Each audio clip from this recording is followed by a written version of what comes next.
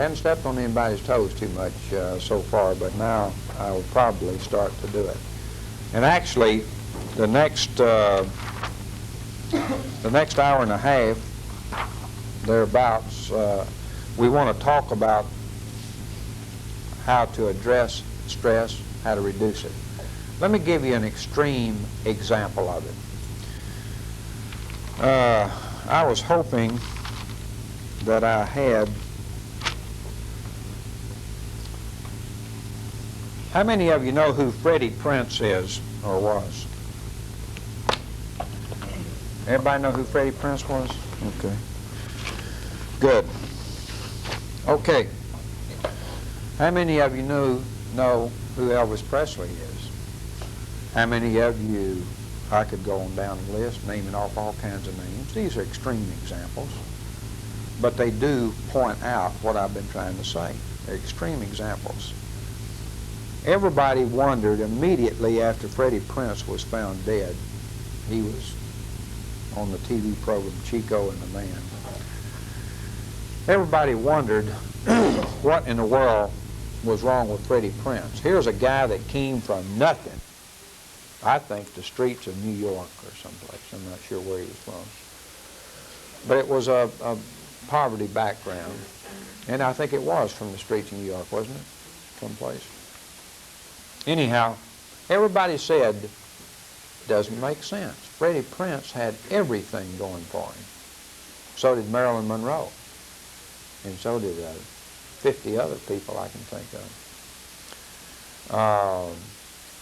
And they started looking into him and trying to figure out, here's a guy that had nothing. He bought his mother and father a beautiful home. He had all the money in the world. He had great recognition. He was on a very popular TV program. Seemingly, he had everything going for him. And nobody could understand why, at the height of his career, he killed himself. They didn't understand that about a whole lot of other people either.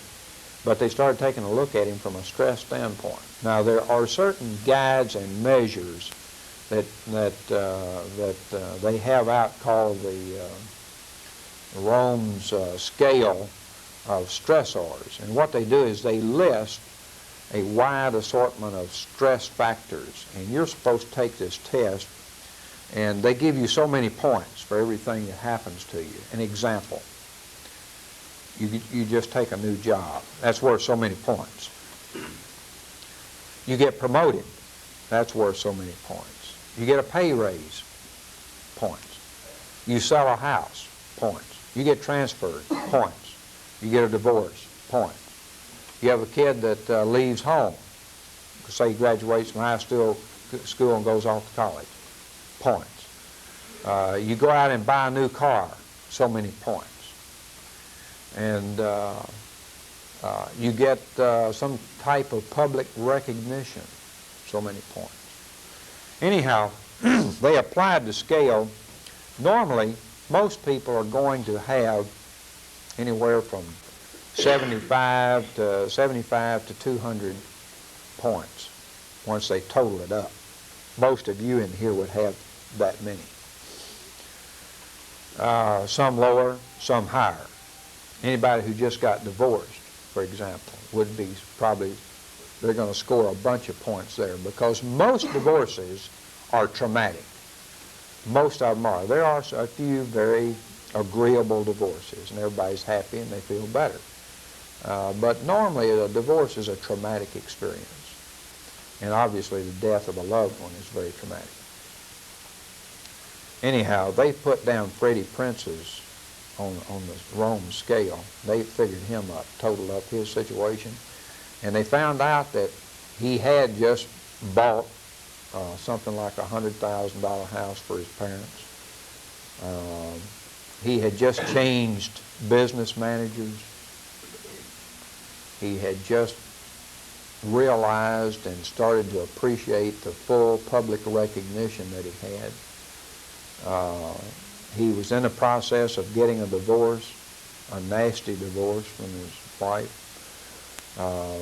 They had had a kid, and the kid was involved in the thing. And they started listing up about 12 things that this guy experienced, and his total scale came out way over 700. The average person being somewhere around 75, say, to 150.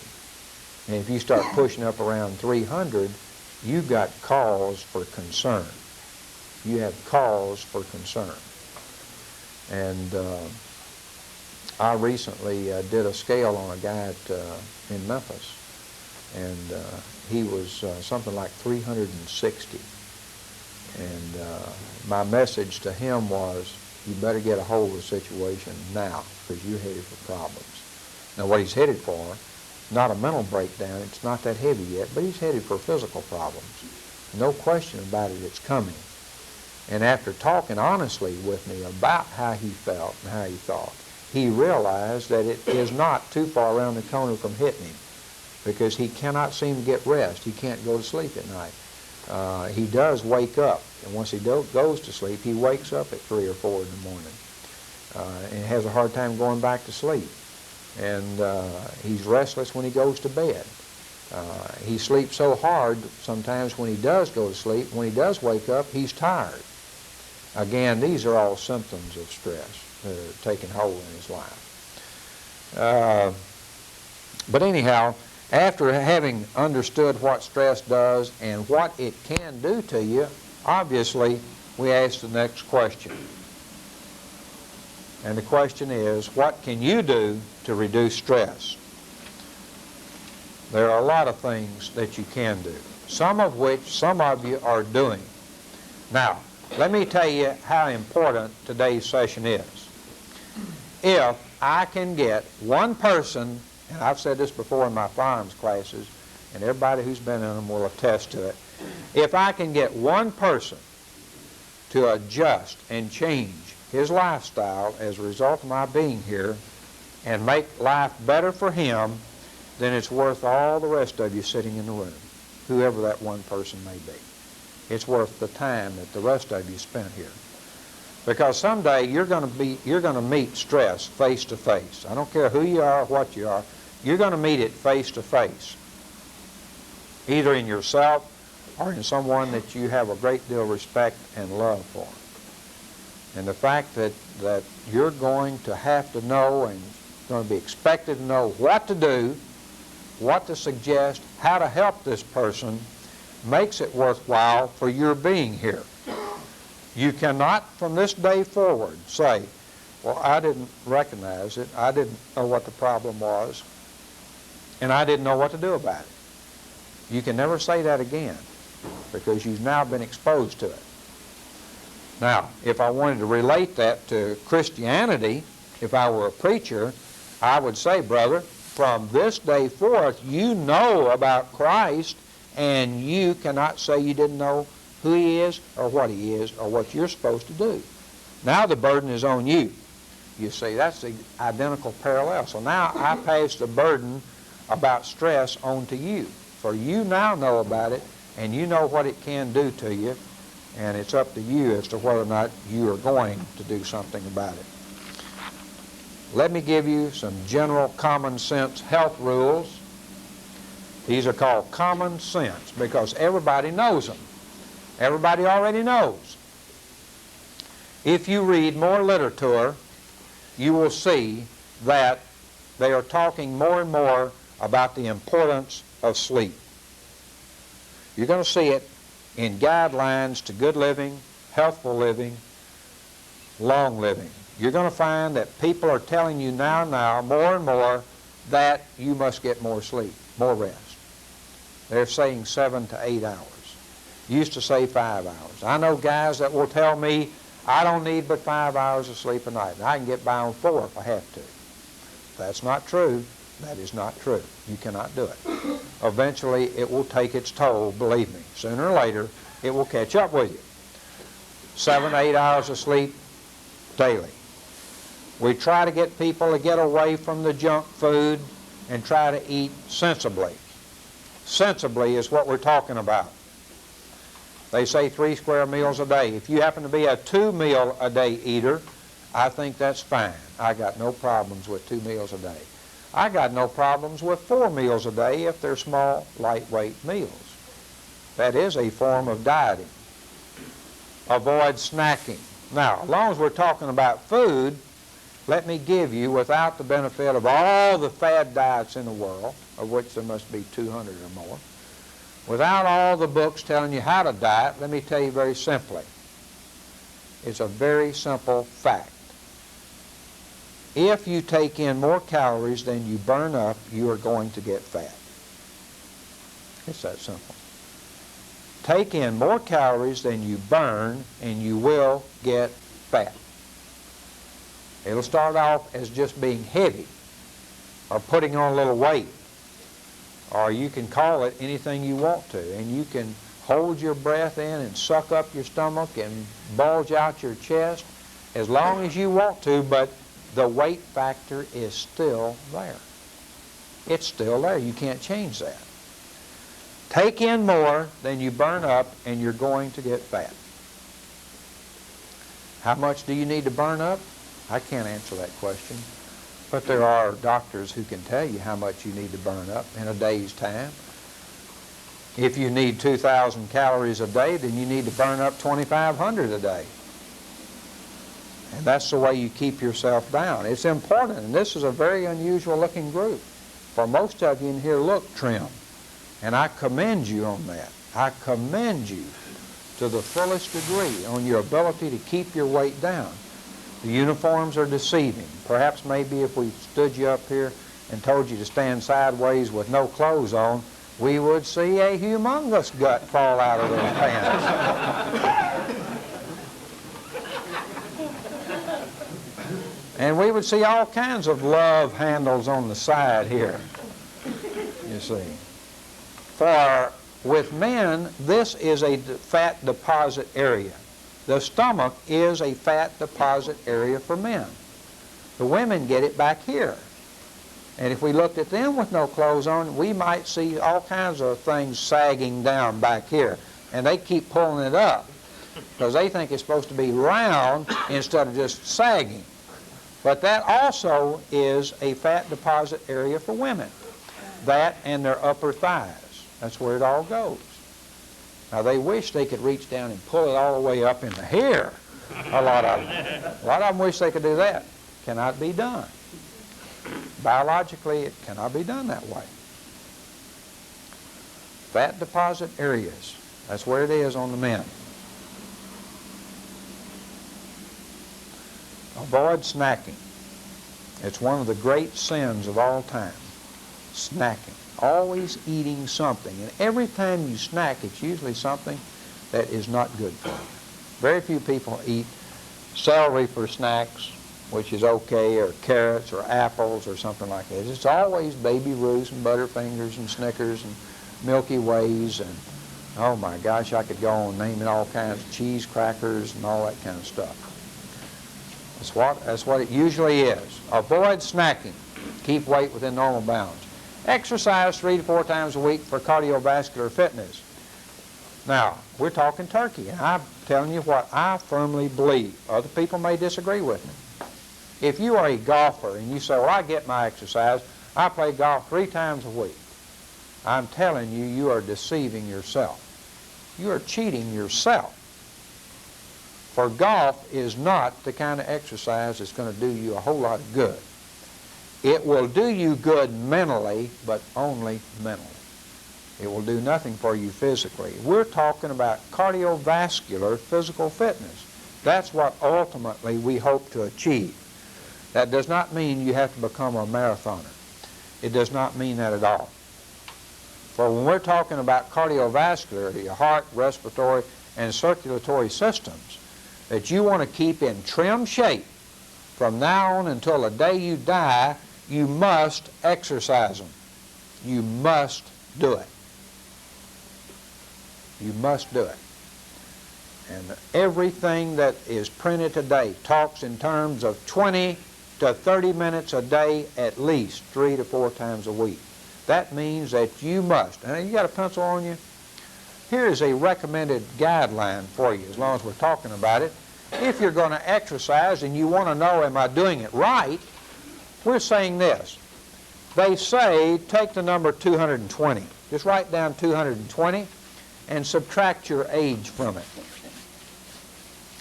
Now let's suppose that we come up with a figure like 185.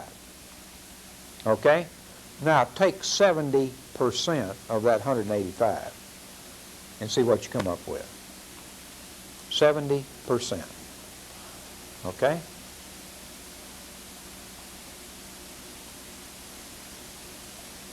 %. And let's suppose that you come up with a figure like 134 or 132 or 136. Okay? What you have there is a target heart rate range.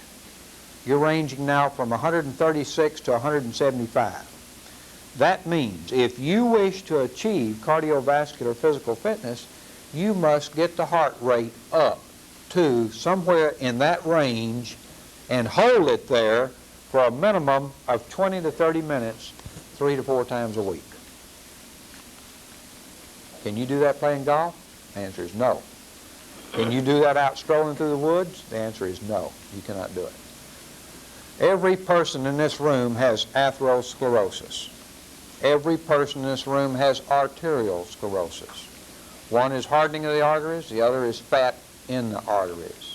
Eventually, it will take its toll on you. Eventually, you will probably, there's an excellent probability you will die from it if you do not change your style of living. And that means exercise and proper eating habits. You will die from it. What's happening? The fat's building up inside the arteries, that's all. And eventually, you're closing off the blood supply to certain parts of the body, including the brain.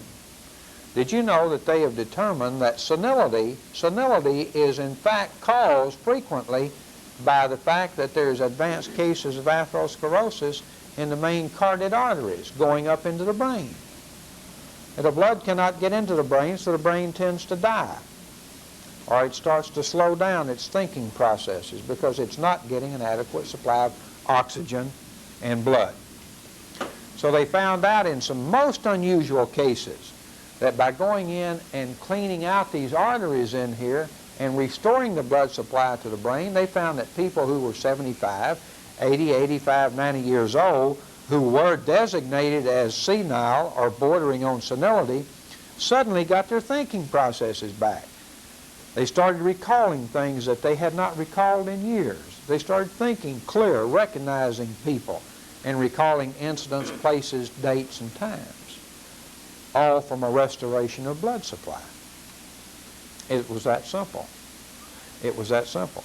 There are numerous recorded examples of people who are 65, 70, 75, 80 years old, headed for the wheelchair, headed for the nursing home, the convalescent home, who were probed or prodded or somehow started into a physical fitness program at those advanced ages, and there are people who could not get up and walk, were confined to wheelchairs, but through this process of getting them into a workout program, they are now jogging 2 miles a day and swimming about 1 mile a day.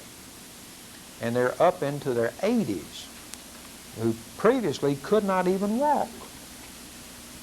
A few of them with walkers and that sort of thing. Extreme examples, most certainly. But the body is just like a car. If you do not keep it tuned up properly, it will fail on you eventually. It will fail on you. There's no denying that. And it's just as sure as God made green apples, it's going to happen. Now, if you wonder why a guy gets out in the park, maybe in the wintertime or maybe in the summertime, and he gets out and starts doing a lot of physical exercise, and he plops over with a heart attack, it's very simple what has happened. The probability is that this exercise that he has started himself on, or whatever it is that he's doing, has put approximately 10 times the stress and strain on his heart that he is accustomed to. That's why when the guy comes out after a snowstorm and he wants to shovel off his walkway or his driveway and you hear about he dropped over dead, all he did was add 10 times burden to the heart because, one, the work of shoveling, and secondly, the cold air hit him, and the heart was overloaded, trying to warm the body up. You ever been to a football game and had your toes get so cold you could hardly stand it? And you come away and say, my toes are frozen. Well, they practically are. You know why? Because the heart is a very sensitive instrument, and it detects that it's in cold weather, and it says, it's time to take care of the body. What it does, it wants to protect the vital organs of the body, which are the heart, the lungs, the liver, and the organs inside the main torso cavity areas of the body. That means it pulls blood away from the fingers, pulls them away from the toes to take care of this area right here. That's why your fingers and your toes get cold when you go to a football game at night or when you're out in the cold at night. The heart's trying to take care of the principal areas. That's why they go up on the Himalayas and they come back with frostbite, you know. It's because of the fact that the blood never gets out in there and tries to keep it warm because it's taken care of. You ever heard anybody's heart get frostbitten? Never happens because the heart is protected by the blood supply. Okay? And these are some of the things that happen. Now, if you're going to get into an exercise program and you say to yourself, I tell you what I better do, I better get into a good program. That sounds good. That doesn't sound too heavy, does it? When you stop and think about it, that doesn't sound too heavy to work out 3 or 4 times a week. Have you ever come home at night or in the daytime or whenever and you're just dog-tired and do not feel like doing anything? You're just worn out? You ever had days like that? Boy, I've had many of them. Most of the time, it is not physical tiredness. It is mental tiredness. That's where the real tiredness is. It's between the ears, not in the body. If you don't believe that, if you do get into an exercise program, you will find that by going out for a brief workout, whatever it be, walking, riding a bicycle, jogging, swimming, or whatever you feel like doing, where you can elevate the heart rate into these upper ranges, you watch and see how quick you wake up. And suddenly you feel like $1 million. You're feeling really good because you've got things activated for change for the day. And that's all that's happening to you. That's all that's happening to you. Now, if you decide to do that, a word of warning. You must get a doctor's examination first. Absolutely a must. Or if you know anybody that's going to do this, they must get checked up by a doctor. And they must be told, the doctor must be told what they're planning on doing. We're going to start a workout program. I'm going to start a physical exercise program. I want to get my heart and lungs. The heart is just like a muscle. If you don't give it the proper exercise, it is going to go flabby on you. You may survive a heart attack because your heart is soft, whereas a guy who works out a lot, his heart's going to be harder. He may not survive a heart attack, but the probability is you're going to suffer one before he does. That's the probability, and that's for certain. That is a certain probability, if you understand that. No question about it. It's a matter of fact. Now, if you do, obviously, those of you who played ball, anybody in here ever play ball in high school or college? Do you not remember the days when you had a good workout, whatever it was, basketball or football, and then you came back into the dressing room, you took a good hot shower, and you felt like $1 million when you got through? We all remember that. Why is it any different today? For those of you who have not tried it, you'll like it. You'll like it. It has not changed. You will still feel great today after a good workout. You will feel great mentally, and you will feel great physically. So you get double benefits. Double benefits. For the women who are worried about their complexion, their form, their toneness of their body, there is nothing that beats a good exercise program to keep you toned up. For you will disintegrate rapidly as you get older. Your beautiful legs and your beautiful body and your beautiful waistline will disintegrate. You'll get rolls in your legs, and they're hard to get out. and you'll get fat on you that is hard to break down. It can be done, but it must be done with a proper, well-organized workout program. Again, don't forget, you are getting mental benefits as well as physical. You're getting double benefits. And we'll talk about that just a tad bit more in a minute. All right? I told you, if you decide to get into a running program or a bicycling program or something to that effect, you must get a physical checkup first. And what you're trying to do is elevate the heart rate somewhere between 136 and 175. Obviously, remember this. You do not want to start out an exercise program and run your heart rate to 175. Because if you do, if that's what your upper level shows, you're pushing stroke range. And you do not want to get into stroke range because it could happen to you as young as you are. It could happen to you. You want to start out gradually, maybe down around 136. And whatever it takes to get it to that level, hold it there for at least 20, 30 minutes, 4 times a week. And you will have done what's adequate for a good heart, lungs, and circulatory system workout. Something that will sustain you the rest of your life. Avoid excessive alcohol. Every time you take a drink, a process known as sludging occurs. If you don't know what sludging is simply this. Alcohol is ingested into the system quicker than anything else. It goes in just about like that. It hits the body and immediately enters the bloodstream.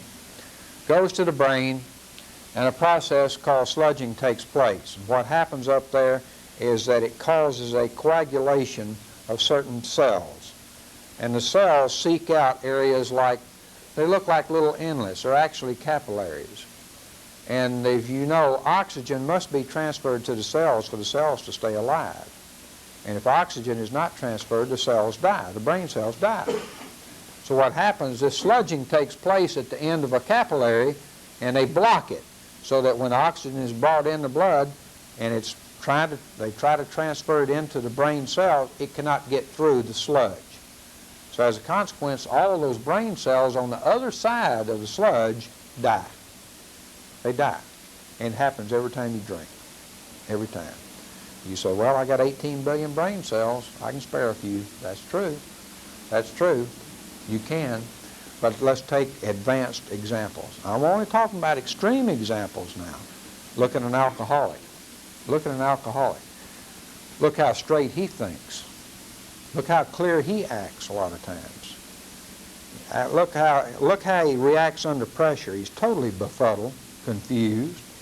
He frequently cannot remember anything. There's a lot of things that happen to him. It's all because of years of drinking. That's all. It's killed off a vast part of his brain cells that he needs. And you're doing the same thing every time you drink, except you're doing it on a much smaller scale. Much smaller scale. But it is, in fact, happening in your body. I throw it out to you for whatever it's worth. Do not smoke. Nobody in their right mind is going to recommend anybody smoke. There is nothing good from smoking. Not one thing. And you say, well, it makes me feel better. It makes you feel better. It gives me more confidence. I feel macho when I smoke.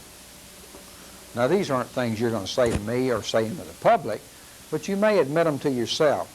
I think I'm cooler when I smoke, and that's important to be cool.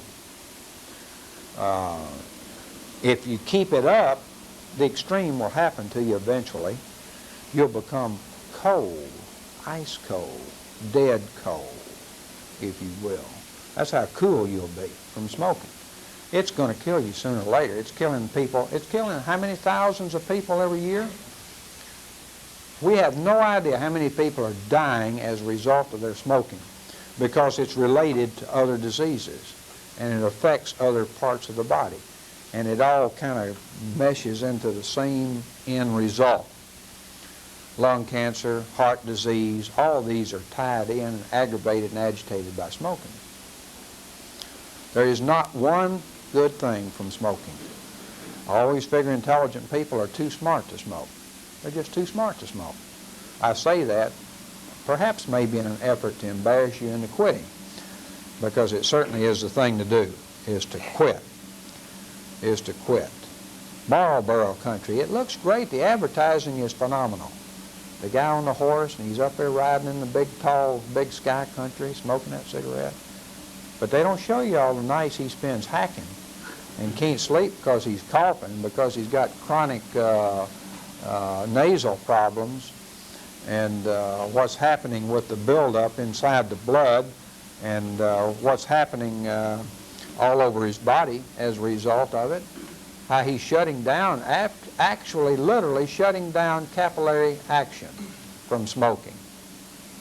He doesn't show you how it's affecting the circulation of blood in the body. They don't show you that. They don't show you what's happening to the gray stuff inside of his lungs, and how it's shutting down his breathing processes and oxygen transfer processes. It does not show you that. Do not smoke. Physical checkup once a year. If the state, does the state pay for physical physical checkups? Huh? Oh, they get one once a year? All right, great. That is super. Now let me ask you a loaded question. Do they do cholesterol and triglyceride checks? Huh? They do. They do. Great. That's great.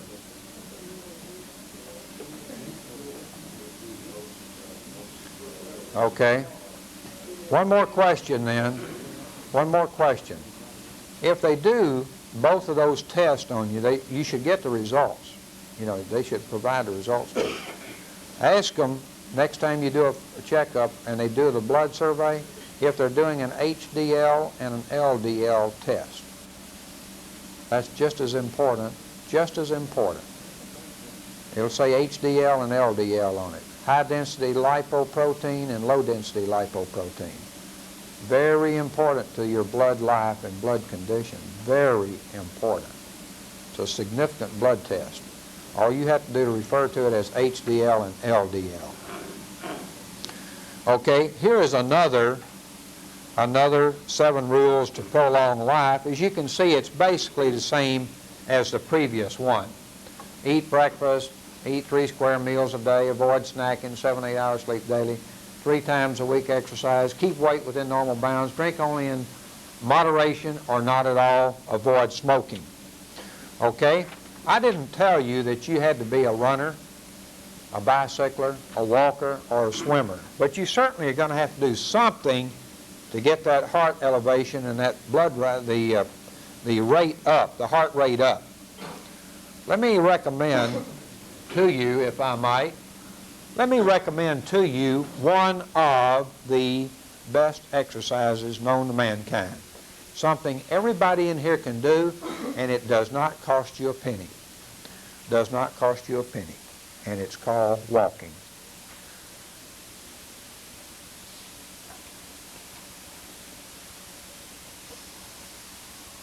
Each statement has a great deal of merit. Walking is the exercise that needs no gym. It is the prescription without a medicine, the weight control without a diet, the cosmetic found in no drugstore, the tranquilizer without a pill, therapy without a psychoanalyst, the fountain of youth that is no legend. A walk is the vacation that does not cost a cent. And you say to me, boy, I get enough of that. That's all I do is walk all day long. Okay, certain forms of walking are good, but are you walking properly? Are you elevating the heart rate into the range that we talked about from walking? I dare say the answer to that is no. You are not doing it. You are not doing it. Sure, you're getting exercise, and I won't take that away from you for a second. It's very valuable to you. I will not take that away from you. But are you really accomplishing cardiovascular physical fitness? The answer to that is no, you're not. We are talking about stress. We've only got about 45 minutes to go, so let's talk about how to reduce stress. We talked about physical fitness a little bit. We'll touch back on it briefly. I have a list of 36 items here which deal with stress. We're talking about what we talked about earlier in the day, how you're affected by stress and what stress does to you, the various forms of stress. You experience them every day in your life. No one is exempt from stress. No one. Maybe you've learned to cope with stress better than others have, and I commend you on that. I think that's very commendable. I think a lot of you can do that. We all react differently to the daily stresses of life. List your stressors and prioritize them. Try to change your feelings about stressors. Now, we're simply talking about something like pay raises, or maybe you're working with somebody or for somebody that is a stressor, someone you don't care about too much. They irritate the hell out of you. And you try to change your attitude toward these people and make them more acceptable to your personality. That's all you're doing. You try to get along with somebody. Try not to let whatever it is about them that irritates you, irritate you. That's all. You try to avoid that. Express yourself. People who keep things to themselves are asking for trouble. To me, they're ticking bombs. I think that people need to come out, need to be open, need to express themselves, let people know how they feel, how they think. I think they feel better about themselves, and people enjoy more being around them. Express yourself. Be aware of your own mind. Understand your own limitations, your own capabilities. Figure out in your own mind what kind of person you are. What do you want out of life? What do you want to put into life? You're taking from life. Are you putting anything back into it? Do you have that capability? Life owes you nothing. Life owes you nothing. You owe life everything.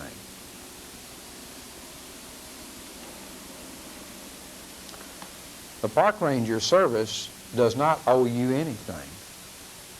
You owe them for the privilege of working for them. Did you know that? All too often, employees think that the company owes them everything. The company owes them nothing. It's a privilege to work for the company. That's the way it really is. If you have a problem with the company, it's because your attitude is in reverse. And you need to get it straightened out and get your priorities straight. Be aware of your own mind. Listen to others. Are you a good listener, or do you do all the talking? Which kind of person are you? We're talking about people you love.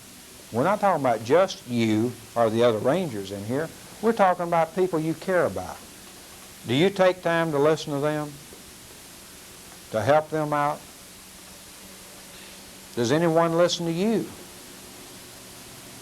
Do you share feelings with a friend? Do you do that at all? You should. You should have someone you can talk to. Everybody needs somebody. Everybody needs somebody. That is a fact of life. Now, maybe you don't need anybody else in this room, but you need somebody somewhere. Every man in this room does. Every woman. Everybody needs somebody. Take time out from the daily grind. Now, the superintendents might not like to hear me say this. Take time out from the daily grind. We're talking about trying to give yourself a little break.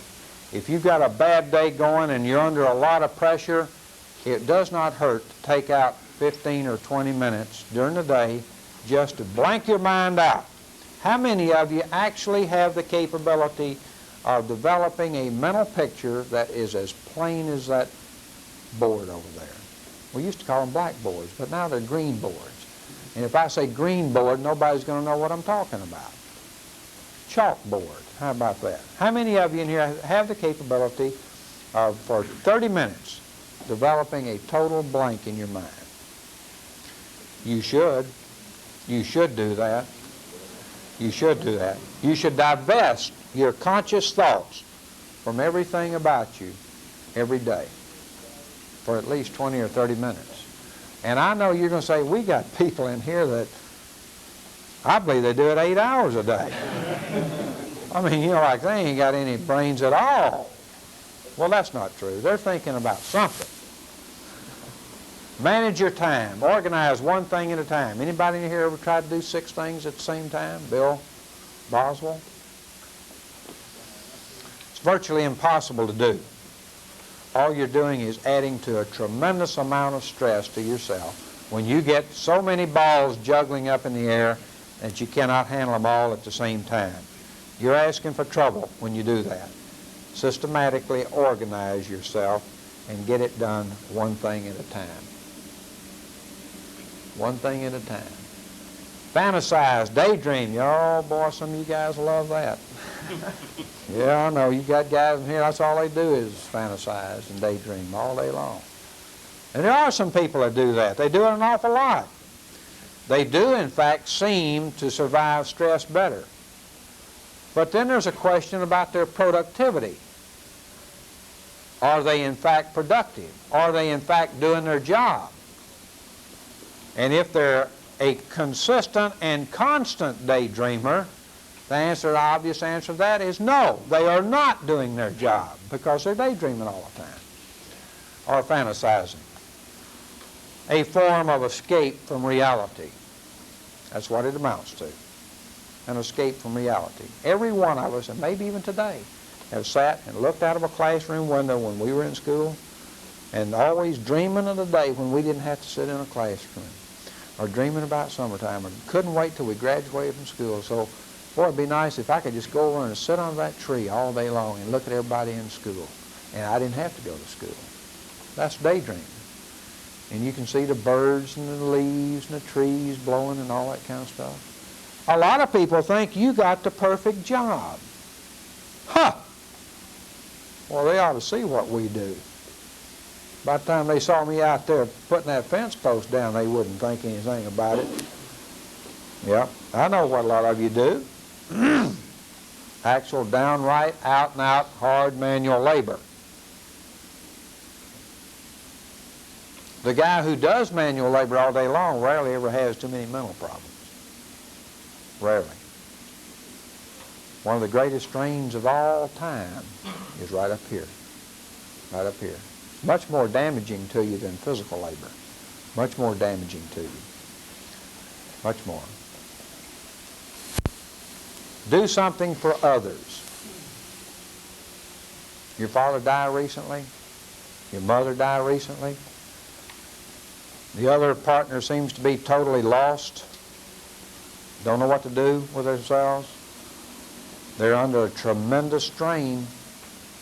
They look to you for help, for guidance. What do you tell them to do? I hope after today you'll tell them to get involved immediately with other people. Get busy. Get their minds off of what has happened. It's the greatest stressing event of their lives if that happens to your parents. The greatest. Make sure they get involved doing something with other people. It will be the best therapy and the best medicine for them. The very best. And the very best thing I believe that I can do at this time is to take a break.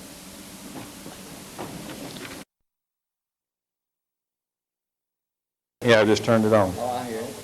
You hear it? Yeah. I want to know. See, I can't hear it. Well, I'm half deaf anyhow.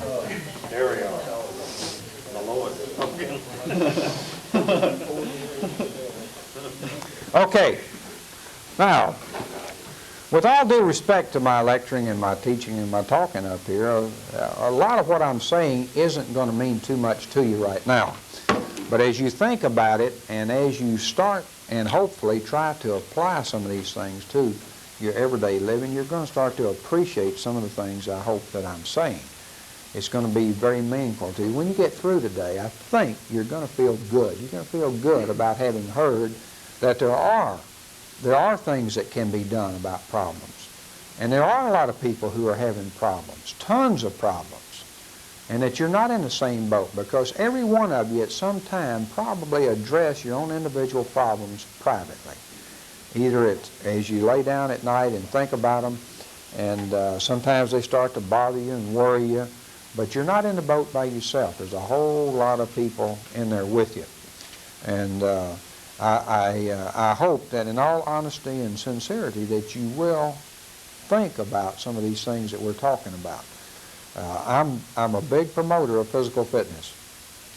It's been proven too many times that and I'm not asking for anything out of the ordinary. I don't tell you to get out and lift weights all morning and run all afternoon and swim all night. I've never said anything like that. I'm talking about a moderate program. I think if anybody asked me what is the secret to longevity, I would probably say moderation. Moderation. Very few people in here are going to believe that I'm 72 years old.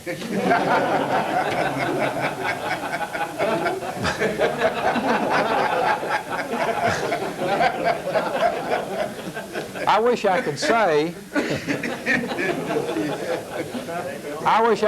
that I had led the good life, and that it was because of that that I look like I'm about 45 or 46 or 47 or older. But that's not the answer at all. But there is no question about it. I liken this business of taking care of yourself of like, I call it life's bank. You don't waste any time going to the bank on payday or however you handle your check. Somehow or another, you know exactly what to do with it, and you don't waste any time doing it. Most of your checks are already spent before you earn them, because you're no different than most Americans. Did you know that? You're not by yourself. There are at least 390,000 law enforcement officers who are having exactly the same problem that you're having. Exactly the same problem. Most of the people in the FBI are having exactly the same problems that you're having. Exactly the same problems. I try to get you to think in terms of moderation. Moderation in everything that you do. But as I say, I liken this business of physical fitness into life's bank, because it's been proven that a good, well-rounded physical exercise program enhances your life considerably. It makes you feel better mentally and physically than ever before. A good physical fitness program. It doesn't take a lot of time. It does not take a lot of time. We're only asking for 30 minutes a day, 4 days a week. That's minimal. If you want to go further than that, that's up to you, of course. But we're talking about diet and eating and watching what you eat. I'm not telling you you can't eat everything you want to eat. Eat what you want to eat, but use moderation. Use common sense. Don't gorge down everything that's on the table because it's there, and you think somebody else is going to get it before you get your share. You need not do that. Bill has promised me that he's going to take care of you and see that no one goes hungry. I can assure you, if you go by his place out there, or the training center, that he will feed you and feed you well. Horse meat? It's a delicacy in certain parts of the world. Maybe even here in Nashville. But nonetheless, it's very filling and does have certain nutritional values to it. But anyhow, all I'm trying to get you to do is think in terms of common sense. Now, the diet I talked to you about before, it's very simple. You remember that I told you that you must burn up more calories than you take in. That is the control. The diet is this. We encourage you to eat whatever you want to eat, but leave yourself a little bit hungry. Just a little bit hungry is all that I ask. You don't have to eat half of what you normally eat. I don't care what you eat, as long as you don't fill yourself up. Get away from that table a little bit hungry, and you will be 100% better off. You will feel better. You'll be more active. You will get all the food values that you need in the amount that you did eat. Obviously, you want to be use a little common sense about some of the things that you do eat. And if you want a piece of pie, have a piece of pie. But have a small size piece of pie. Did you realize this? Did you realize that if you eat supper or lunch and you'll wait 20 to 30 minutes, you will not want any desserts? Did you know that? That's the stomach's reaction to food. If you will allow yourself 20 to 30 minutes after eating the main meal, you will not want dessert. But as long as dessert is sitting there and you eat it, backed right in on top of that cornbread and beans and meatloaf, and that pie and cobbler or ice cream is sitting there, you will go ahead and eat it too. Try it sometime. Allow yourself 20 to 30 minutes.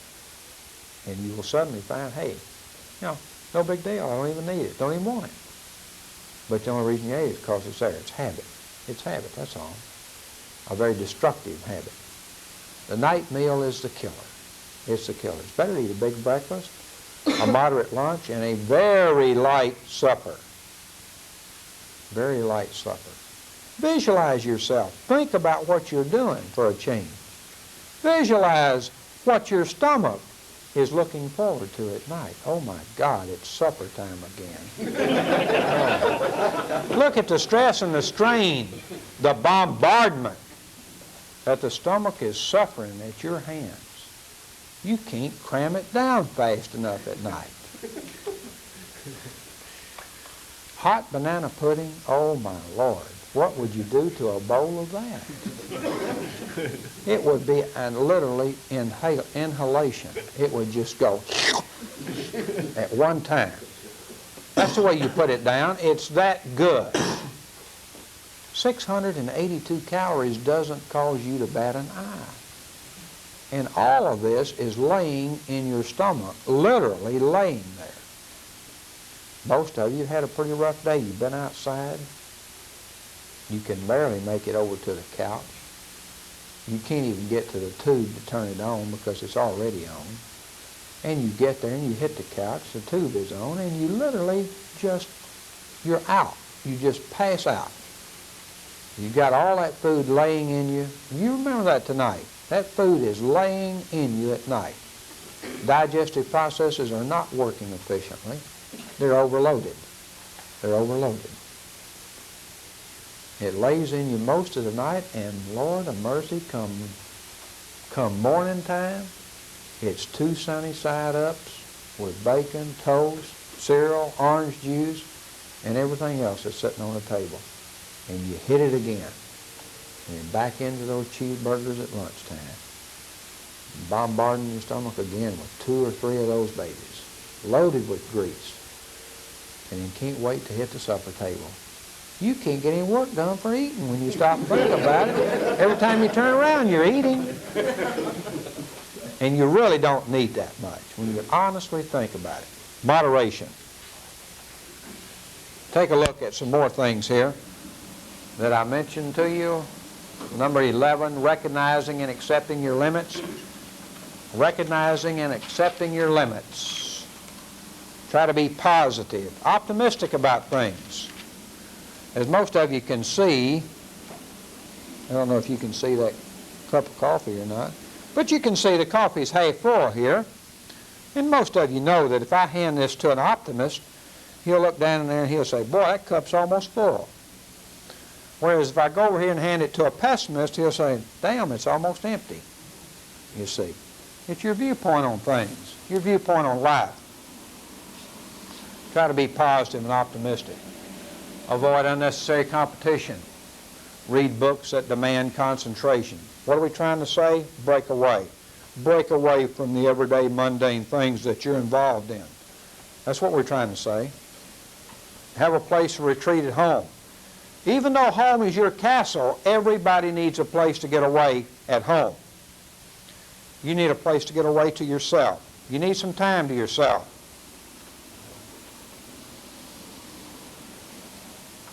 That's why the bathroom is a favorite place.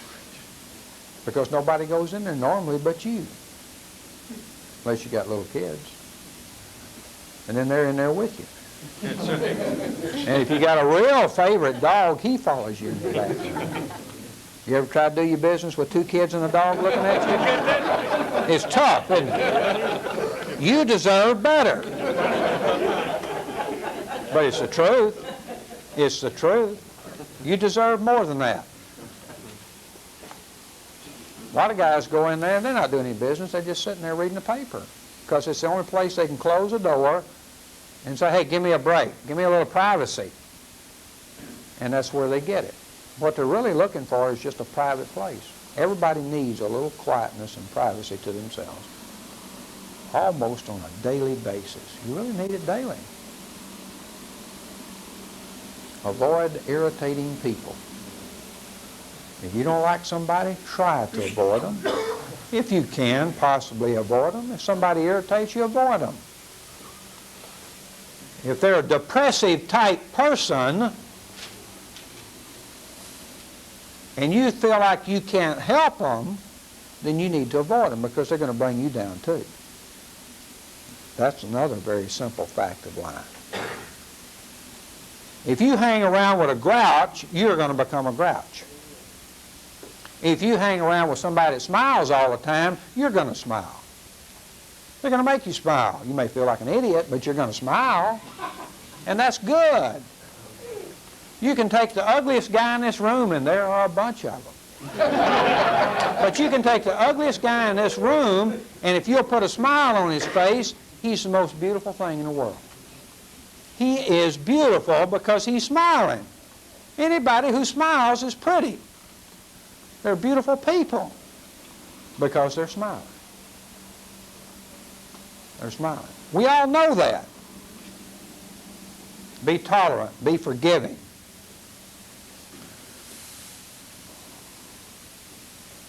It's kind of like when Bill and I were coming out here this morning. He did a most unusual thing. I've never seen this done before. We were coming down, I couldn't call the name of the road, Murfreesboro Road or something like that, driving like hell. Now that didn't surprise me about Bill at all. We pulled up to a traffic light, and he's got some kind of a new car. I don't even recognize the name of it. I don't know, it's a Plymouth, Chrysler, Dodge, Ford, or Volkswagen. I can't tell. But it's so new. I'm not used to a new car. But anyhow, he got up there, and the dadgum thing stopped. That didn't surprise me. The engine died on it, and that didn't surprise me. The cold weather. I understand. I'm sympathetic. I'm forgiving. I'm tolerant. But then this guy gets in behind us, and that didn't surprise me either because there's a lot of traffic on the road. And he pulled up behind us, and he starts blowing the horn and blowing like hell. Hey, this guy Boswell is not indecisive at all. He knew exactly what to do. He jumped out. You know what he did? He jumped out of the car, and he ran back there and hit on the guy's window. And the guy rolled the window down, and he said, "Hey, fella," he said, "I tell you what," he said, "you go up there and start my car and I'll blow your horn." I've never seen anybody say that. I thought that was rather unusual. And I had to pass that on to you. But he was a very good thought. Very good thought. Be tolerant and forgiving. If a guy bumps into you, you know, he lets his car roll forward and he bumps you like that, you know, don't jump out and give him hell. Big deal. So he put an inch scratch on your bumper. Big deal. Who cares? No big deal. Right? A guy pours over coffee or iced tea all over the table and it spills down in your laps and makes it look like you wee-weed all over yourself. Don't get upset about it. It's only iced tea on your pants. That's no big deal, is it? And you stop and think about it. It's no big deal. But if you jump up and say, "Ah, damn you, oh, babe, you crazy," and you're giving him all kinds of hell there, no big deal. See what I'm talking about?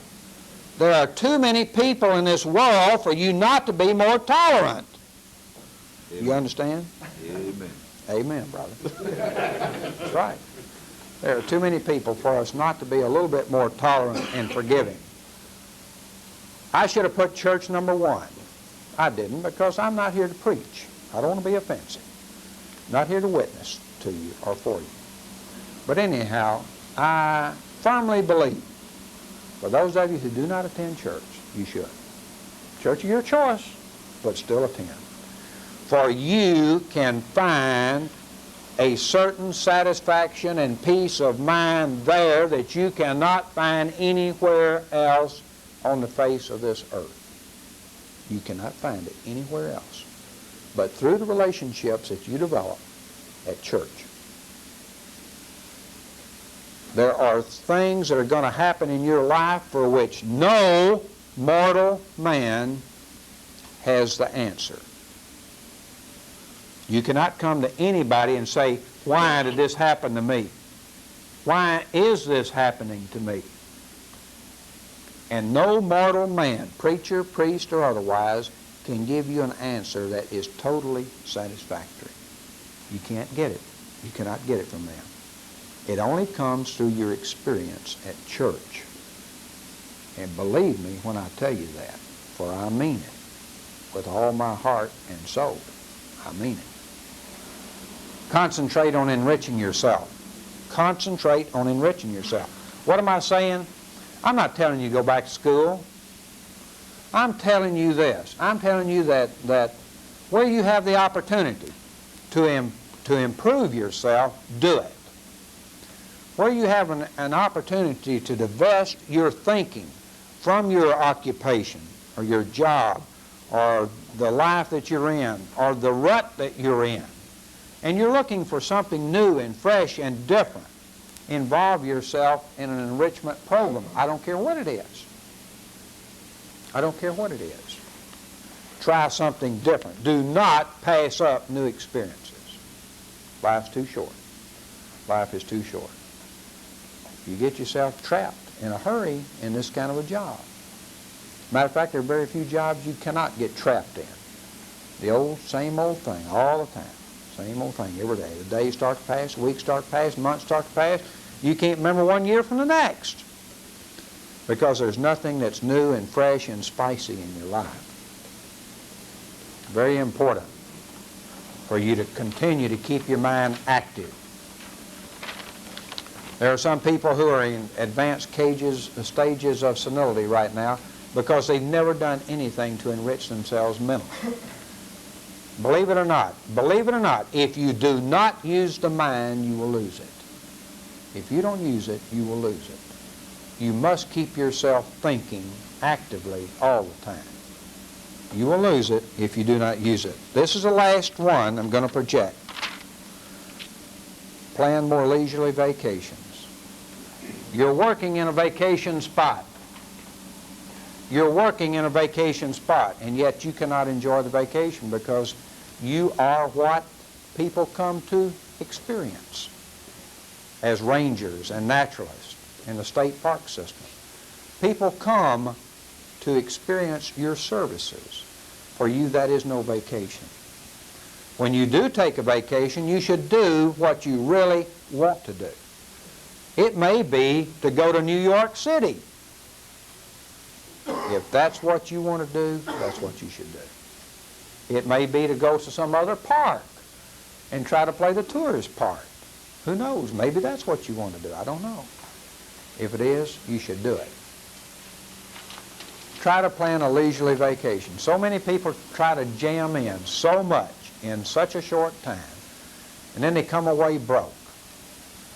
They come away broke. I knew a young married couple that almost got divorced on their honeymoon. Who ever heard of that? You know why? Because both of them were workers. They were workers, and they took a Caribbean cruise. And they sat down to eat breakfast, and they socked them with $11 bill for 2 eggs and bacon and toast. And that guy sat there and tried to figure out how long it took him to make $11. Not that he had any money. He didn't have any money. He was struggling like most of us in this room are. He was so conscious of how much it cost him to make that cruise, he couldn't enjoy it. And he kept saying to his wife, and she was saying to him, damn, if we were home, I can buy a dozen eggs for $1.40, and we could have had the toast and two slices of bread. We could have had this breakfast for $1.80, and they're charging us $11. Holy cow, it took me a day and a half to make that much money. I spent it all on breakfast. Now multiply that, ladies and gentlemen, by a 14-day cruise 3 times a day, and that was just for breakfast. They almost jumped off the boat by the time they got back. They were at each other's throat, fighting like cats and dogs, and screaming about how much money they spent. Is that a leisurely vacation? Did they enjoy it? No. Did they ever go back? No. They did not. Develop a sense of humor. When was the last time you laughed at yourself? When was the last time you said, boy, am I stupid? Huh? We always tell everybody else how stupid they are.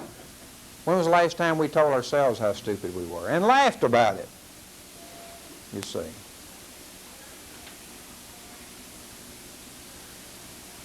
Try not to laugh at somebody. Laugh with them. Try not to laugh at them. We are what we are because we're born that way for the most part. If I happen to have one big ear sticking out here and one laid back on the side of the head, don't laugh at me. Don't call me Dumbo or whatever. I was born that way. I can't help it. If I could, I'd have it operated. I'd have it cut off. Oftentimes wish I had. A lot of people laugh at it. Right? We can't help it a lot of times because we're born certain ways. I know that you guys are too mature and too old for that, but we do run into it. Again, it may be things you want to pass on to your kids. You may want to pass on to your kids. There was a kid just the other day that people used to laugh at when he was in grade school, and now he's 18 years old. So he took a shotgun and went down into Jackson, Mississippi and killed his girlfriend in the classroom. Shot her to death with a 20-gauge shotgun and then killed himself. And they remember him. The boys say, oh yeah, we used to laugh at him all the time. A great remembrance. A great remembrance. Develop a sense of humor. Life is too demanding not to have a pleasant attitude and a positive attitude toward it. It is too demanding. Learn to savor food. I've talked enough about eating. All I'm trying to tell you is to not gulp your food down. Enjoy it. Relax. Enjoy it. It's one of the great institutions of life, is being able to eat good food. Have fun. Life is short.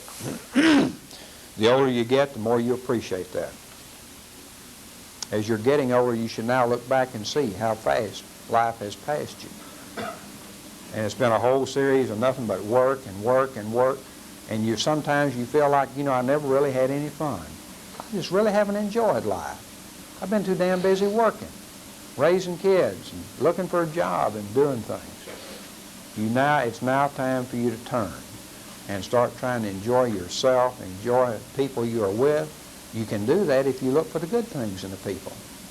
People are the greatest thing in the world to be around if you look for the good side of them, the positive side. Try to get involved with people. Try to help people. Very important to your own well-being. Do not take your spouse or friends for granted. That's something every one of us do. Those of you who are married, when was the last time that you sent your wife a card? When was the last time you took her a box of candy other than on her birthday or anniversary? And some of you didn't even do it then. When was the last time that you called her up just to say, hello, I love you. You are the greatest person I know. When was the last time you did that? Those of you who are married. I know what you're going to say. I can hear it now. I can hear it echoing down the halls of life. Boy, if I took my wife a box of candy, she'd say, all right, George, what have you been up to? You ain't never brought me a box of candy. You've been doing something. Now, what is it? What have you been up to? Very suspicious. Would she say that to you? Probably not.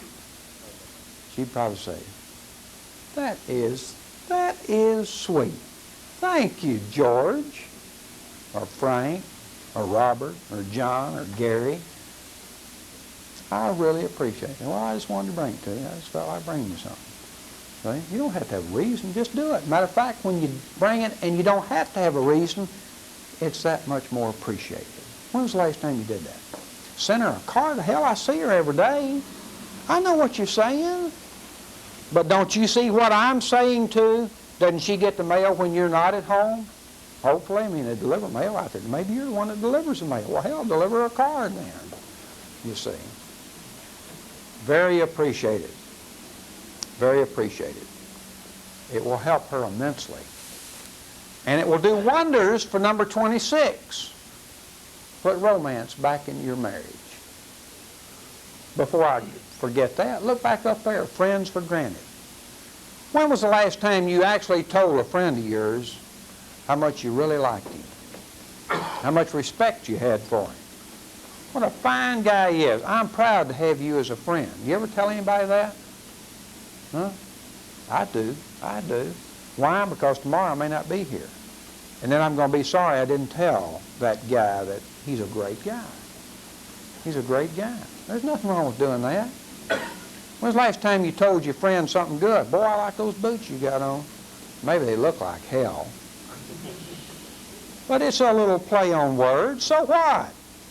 So they look like hell. Maybe he thinks they're great. Maybe that's his Sunday to go meeting boots. If it is, say, boy, those are good-looking boots you got on there. Right? Right away, he said, oh, really? You think so? Oh, yeah. Yeah, I guess they're pretty good. Boy, he feels like $1 million. He's got on those good-looking boots. You made him feel like $1 million. When's the last time you did that to somebody? Maybe your mother. Maybe your sister. Maybe your girlfriend. Maybe your wife. When's the last time you noticed how she fixed her hair? Or the dress that she had on her? She looked particularly good. You knew it, but you didn't tell her. I don't know why. You're married to her. That's why you didn't tell her. What's that got to do with anything? You tell her, hey, boy, I like the way you got your hair this morning. Now, I know you guys are going to get in trouble for doing this because you ain't never done it before, some of you. See? And you say, well, the FBI told me to do it. And she goes, what's the FBI got to do with my hair? The job's getting to you, Charlie. She'll have a hard time understanding this class. But I would be happy to talk to all the wives of park rangers. If they ever get them together, I'd be happy to talk to them about it. Okay, number 26, you can't see it too well probably, but I'll read it to you. It says, put romance back in your marriage. That's what I'm talking about. That's what I'm talking about. Sending that card, bringing her that box of candy, taking her out for dinner some night, calling her up, little things.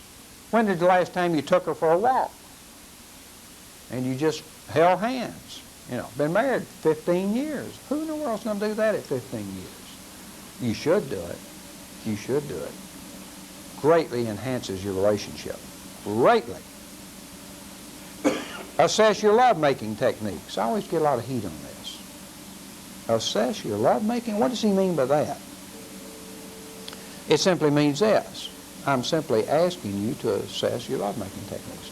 One of the main causes of divorce today is the fact that the guys don't get what they want the way they want it. And if they run across a girlfriend, she gives it to them like they want it. So they go with the girlfriend, they forget the wife. The wife says, oh, holy cow. Same old, same old. Do the same thing all the time. Very routine, very routine. But when they get with a girlfriend, boy, they get all excited. Start doing that. Why? Why is that? Why with a girlfriend and not your wife? It's because you haven't assessed your love-making techniques, that's all. Again, I don't mean to be obscene or suggestive. I don't mean to be that way. But a doctor told me one time, he says, you know, if more men would take their wives out in the backyard and throw them down in the grass and give them a good screwing, there would be less divorces.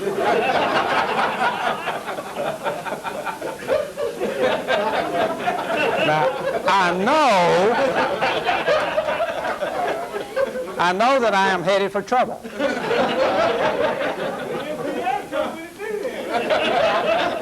I can see you guys going home Friday night, dragging her out in the backyard. The FBI told me to do this. Down! But you know what she's going to say afterward? Hey, boy, call that guy up, see what else he's got. Man, this is great. Love it. Well, I would hope she would say that. I would hope she would say that. But you get the message. There are a lot of people who go out and rent a motel room just for one night on a weekend. Just to get away from the house, get away from the kids, you know, go out for dinner and then go to the motel room and whatever. And just something different. That's what I'm trying to get you to do is alter. Whatever's the way you've got things running now, change it a little bit. Be good to yourself. Be good to yourself. Time for personal hygiene and care. Take time to do that. Now, what I mean by that with men, when was the last time you took a steam bath? When was the last time you had a whirlpool? When was the last time you had an honest-to-goodness, legitimate massage? Anybody in here ever done that? Anybody done it in the last year, the last 2 years?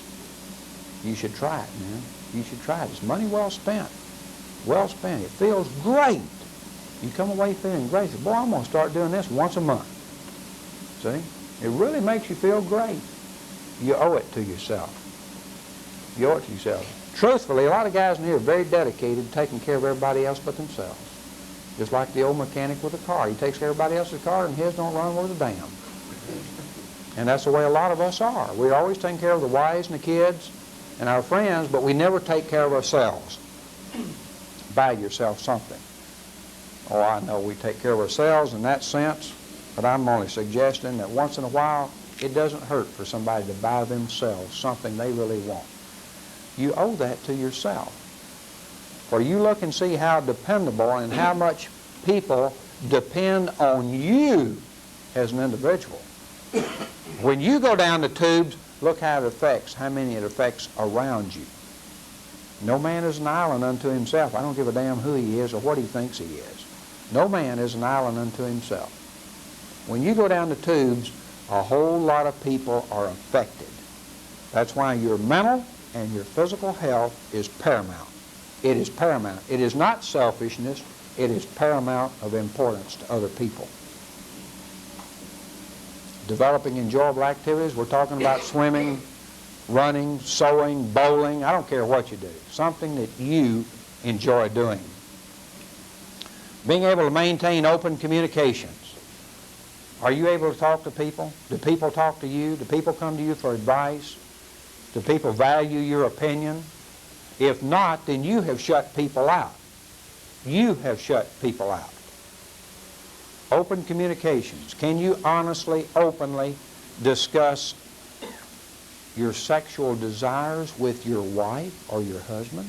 Can you honestly, openly talk to her like that? Just as an example. What kind of rapport do you have with your kids? What kind of rapport do you have with the superintendent where you work? Can you be honest with him? Do you have an open line with him? Can you orally communicate with him? Do you have a good understanding? How do you do? You must be able to communicate with people. It is one of the, I think it's one of the 7 wonders of the world. Communication. Communication is that important. It is that important. Okay? The last 2 down here, there becomes a point in time. Number 31 says, consider a psychologist or a psychiatrist. Obviously, if these other things that we've talked about doing to help you cope with stress fail, and you concluded that they have failed, not only for yourself but for other people, then perhaps it's time to seek professional help.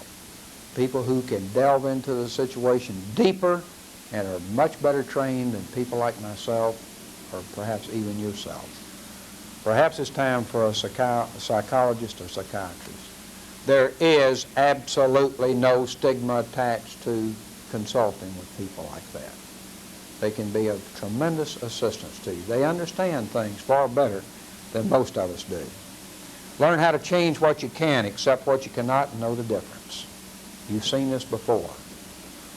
I continue by telling you stress is a very real problem. It is an honest-to-God problem.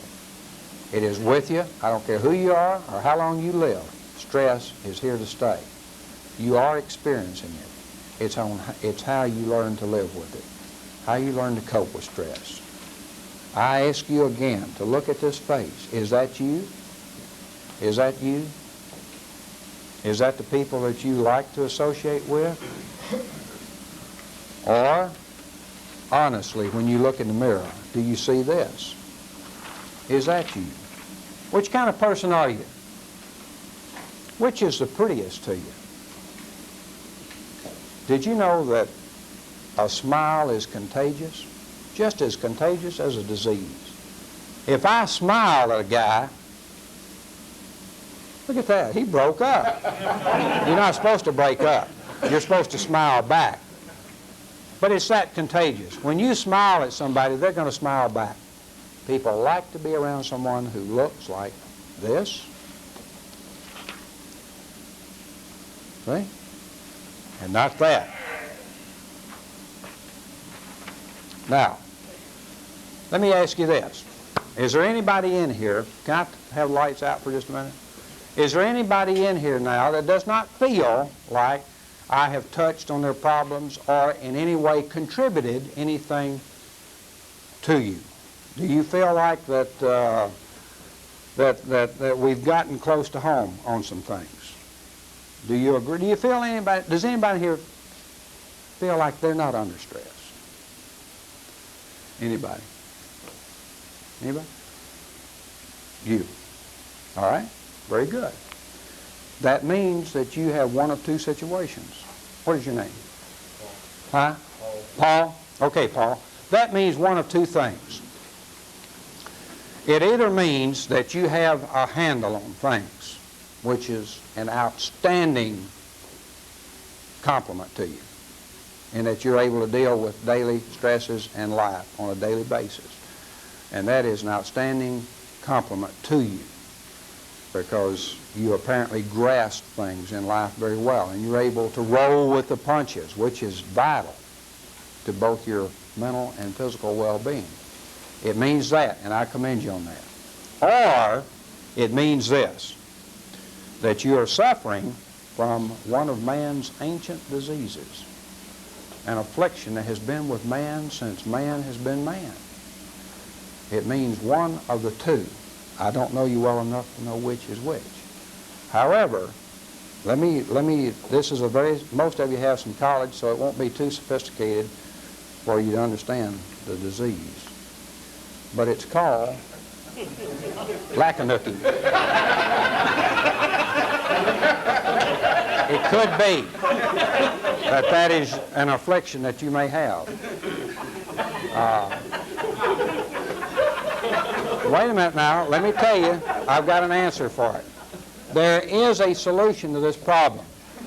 Now, the ladies, I don't know if you have this problem or not, but maybe it's a different name for it. However, don't worry about it, Paul. I've got an answer to the problem, if that's what it is, and it's called Pocahontas.